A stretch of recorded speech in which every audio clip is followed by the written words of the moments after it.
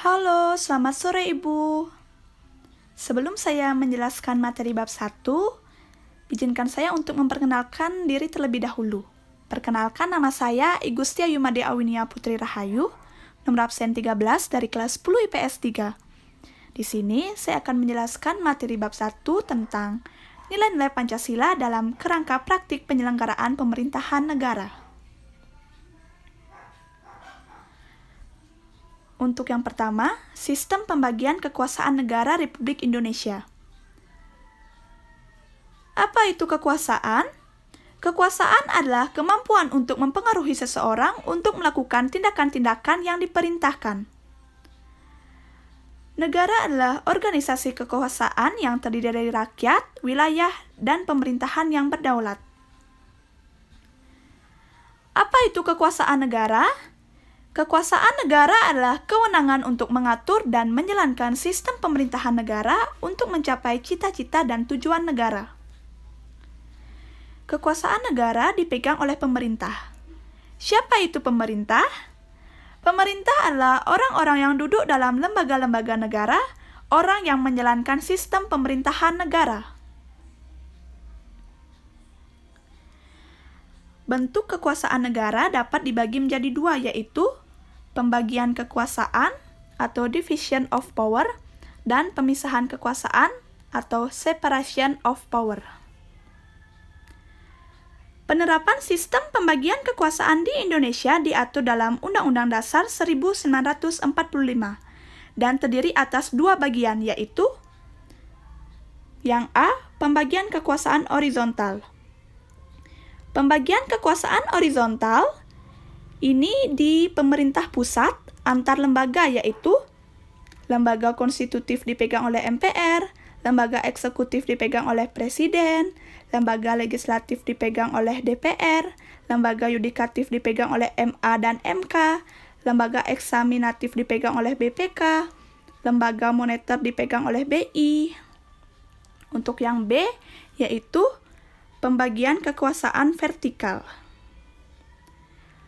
Pembagian kekuasaan ini berdasarkan tingkatan kewenangannya terjadi di pemerintah daerah provinsi, kabupaten, atau kota.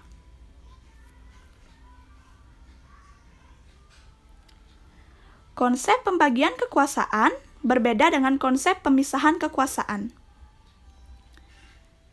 1.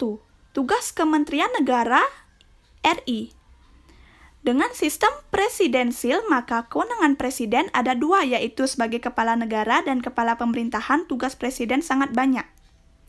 Sehingga tugas-tugas presiden dibantu oleh menteri-menteri yang diangkat dan diberhentikan oleh presiden. Dasar hukum kementerian ini terdiri dari 3, yaitu yang pertama pasal 17 Undang-Undang Dasar 1945, yang kedua Undang-Undang Nomor 39 Tahun 2008, dan yang terakhir Peraturan Presiden RI Nomor 7 Tahun 2015. 2. Klasifikasi Kementerian Negara RI. Secara umum, Kementerian Negara RI ada 3, yaitu yang pertama, Kementerian Negara Nomenklatur yang secara tegas disebutkan dalam Undang-Undang Dasar 1945. Yang kedua, kementerian yang ruang lingkup tugasnya disebutkan dalam Undang-Undang Dasar 1945. Dan yang ketiga, Kementerian Koordinator dan Sinkronisasi Tugas-tugas Pemerintahan. C. Nilai-nilai Pancasila dalam penyelenggaraan pemerintahan. Implementasi Pancasila mengandung 3 tata nilai utama, yaitu yang pertama, dimensi spiritual. Dimensi spiritual mengandung makna bahwa Pancasila mengandung nilai-nilai keimanan dan ketakwaan kepada Tuhan, bahwa semua pencapaian bangsa dan negara karena atas rahmat dan restu atau izin dari Tuhan.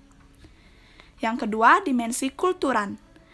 Pancasila merupakan landasan falsafah negara, pandangan hidup bernegara, dan sebagai dasar negara. Dan yang ketiga, yaitu dimensi institusional.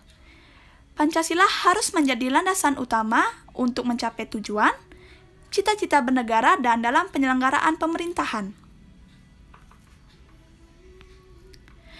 Nah, sekian yang bisa saya jelaskan mengenai bab 1. Bila ada yang kurang dimengerti, mohon dimaklumi. Terima kasih. Selamat sore.